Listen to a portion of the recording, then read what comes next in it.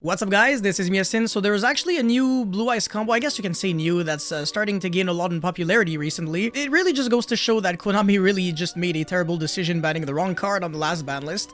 And because of that, even the Blue Eyes deck can randomly benefit off of a card that really they shouldn't have access to at all. So yeah, this is actually kind of crazy that you can do with one single card.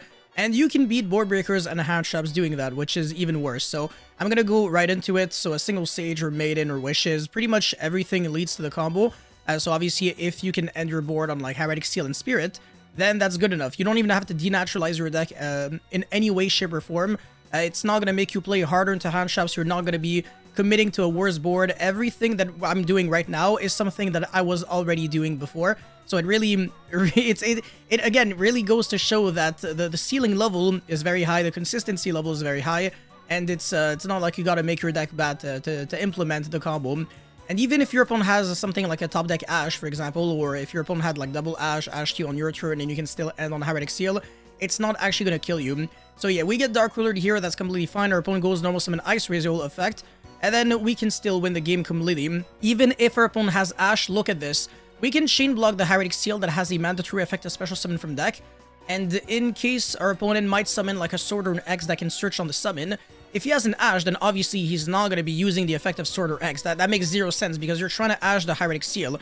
There's nothing else that's worth ashing at this point. And if the Heretic Seal goes through to summon the Dragon Monster that I'm about to show in a couple of seconds, then the game is completely over. So our opponent is not going to Ash us.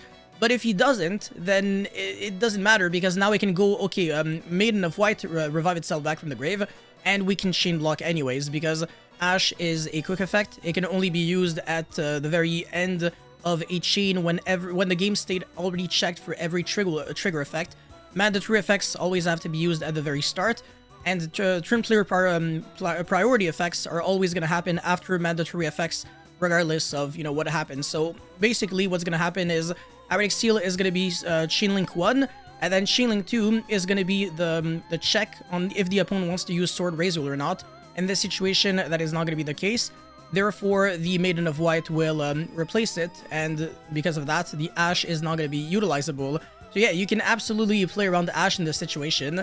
And if we don't get Ash, then Fallen of Albaz is just going to fuse using Sword or X Razor, and then we go into Albion again.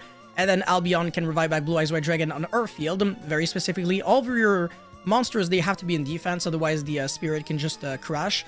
And then yeah, we give a Spirit with Eyes of Blue to the opponent, and while this card is on the field, you can only special summon Dragon monsters, which is really nasty. Against this deck, this is going to be a soft lock. There is pretty much no way you can win at this point. Again, you can basically FTK your opponents if you're playing Blue Eyes now. One single card combo, and you're completely immune to like basically everything in the process.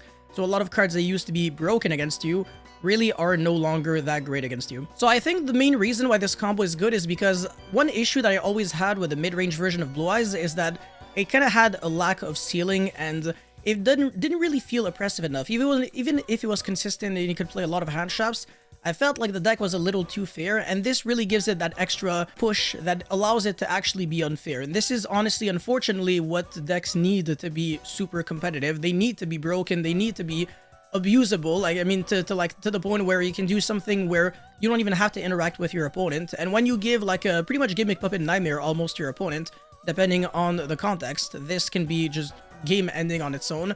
Obviously, sometimes your opponent can still Tribute Summon over, or like activate Forbidden Droplet Send, or Link off for like a Link 2 that's a dragon. Maybe that can happen, but not every deck is going to have access to that play. So the reason why this Blue Eyes combo is still really relevant going over is because at any point in the future, if we ever get a format where nobody really has, you know, ways of clearing their own Spirit with the Eyes of Blue, this might actually be the best way to play Blue Eyes, but it's really, really scary that you can do all of this. But yeah, that's it for this video right here. Thank you guys so much for watching. Don't forget to like and subscribe, and also check out my Blue Eyes and Crystron spreadsheet. They're on my website, yacineygo.com. The link will always be at the very top of the description box below. And with that being said, that's it for this video. Peace.